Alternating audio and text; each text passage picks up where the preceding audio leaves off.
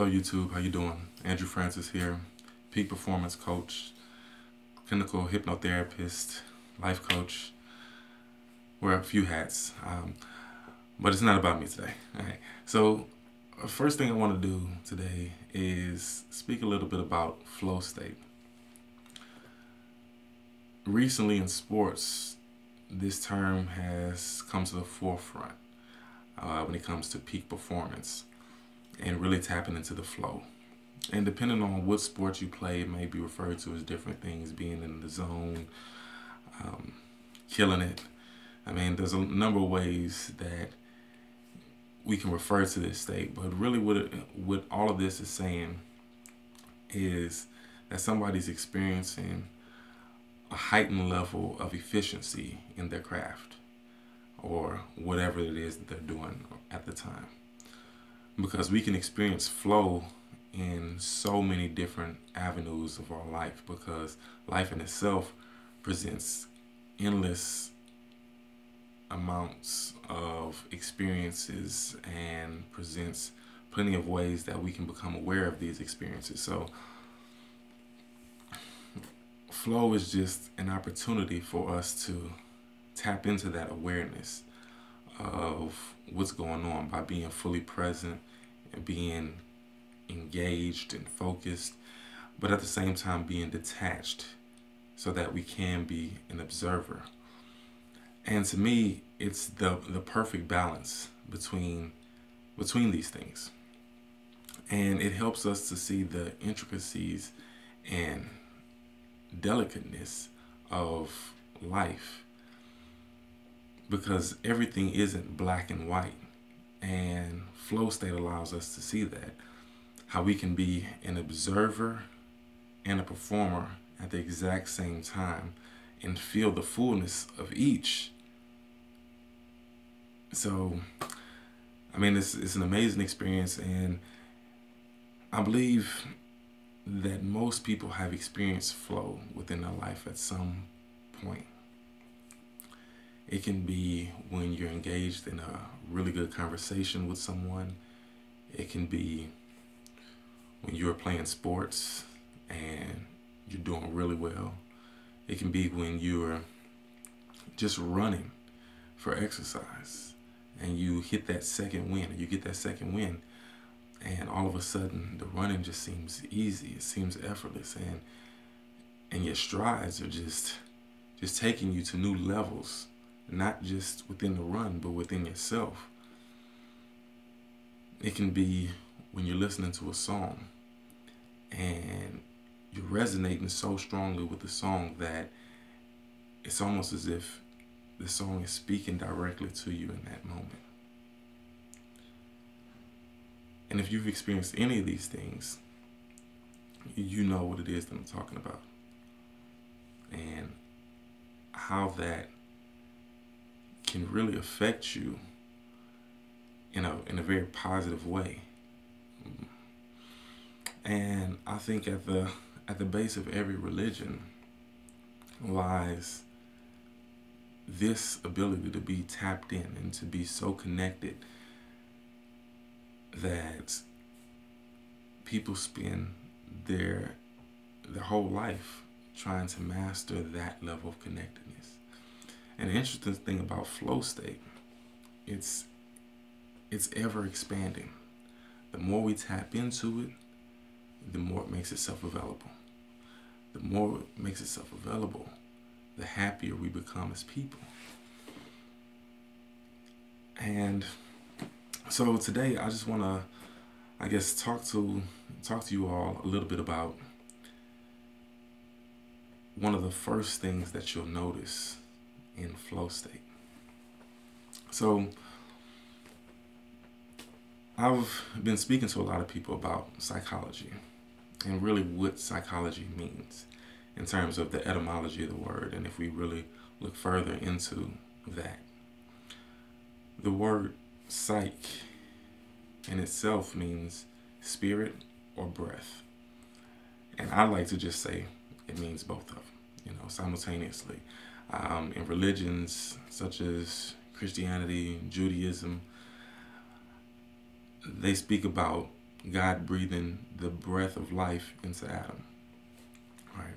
And that breath was actually spirit stepping into Adam.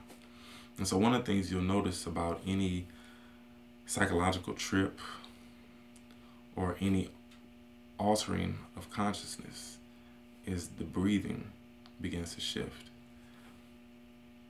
And with that shifting of breathing comes a shifting of awareness. And with that shifting of awareness comes the spiritual application, or the connectedness to source. And you can refer to this as God, your higher self, spirit, the zone. I mean, whatever you want to refer to it as, but it's really that level of connectedness where you realize that there's a power that is guiding you. And you don't have to follow a certain religion to understand what that means, or to have experienced that. And we see this in the form of synchronicities, when certain things just click and they connect certain dots that you've had. And so, like I said, the breathing, it becomes an important thing. And so I just want to introduce a type of breathing to everyone out there, which is diaphragmic breathing. And it teaches you really how to take deeper breaths and establish and maintain that connection so that flow becomes more and more available to you. And so I'm going to show you the breathing technique, and then I'll explain a little bit about why it works and how it works, okay, from my perspective.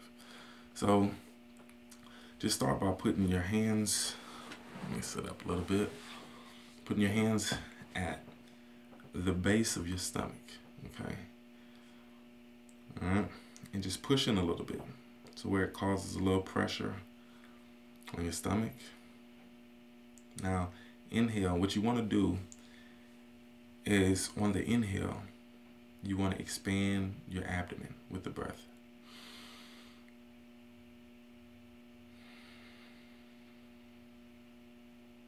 And essentially, what we want to do is, instead of our chest moving, we want our stomach to move first. And we want the breath to fill up our stomach before we begin to see our chest rise. The reason is, when we breathe with our chest, the breathing is much more shallow. And if you think about what happens when we get scared or we feel anxious, all of our breathing becomes very shallow and it ends up being stuck here, so to speak. So we've actually trained ourselves to be more focused on the past or the future rather than being in the present moment. And we can tell this by the physiological symptoms of the breathing, so to speak. And so let's just start with the breathing. You'll see what I'm talking about. You'll start to notice the subtle shifts in your consciousness and within your body, okay? So let's start here. So take a deep breath and exhale. And as you exhale, just push in on your stomach a little bit, so this next breath becomes even deeper. And exhale.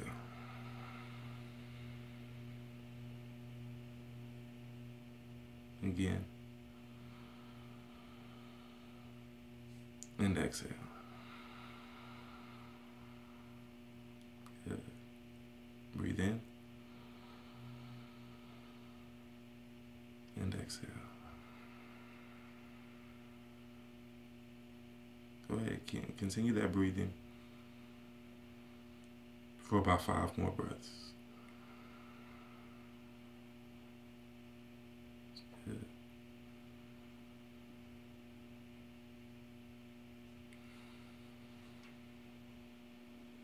I'm going to stop. You continue doing your breathing. But I just want to bring your awareness to some of the things that are happening. So as you continue breathing, just notice how your feet feel.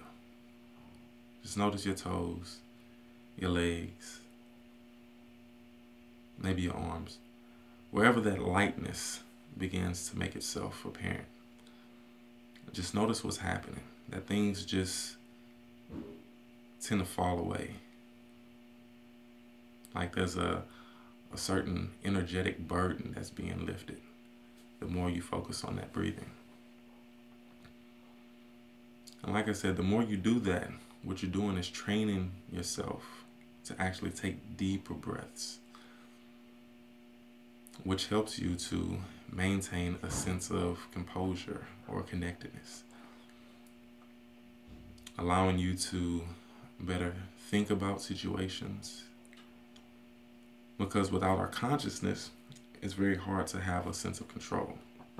And not control in a sense of I can,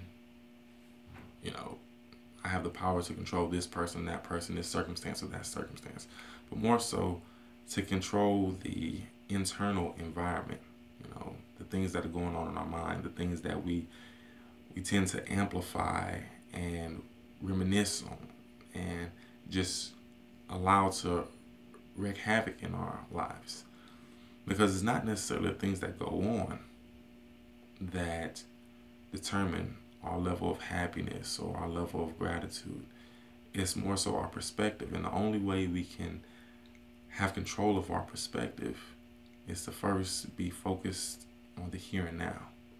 Because there's all sorts of lessons and gifts that experiences themselves provide us with. But we've got to be able to be focused on the here and now. Okay? So, as much as you can, go ahead and try to practice that breathing. All right? Leave me a comment. Let me know how it works for you. And I'll see you again later. All right. Peace.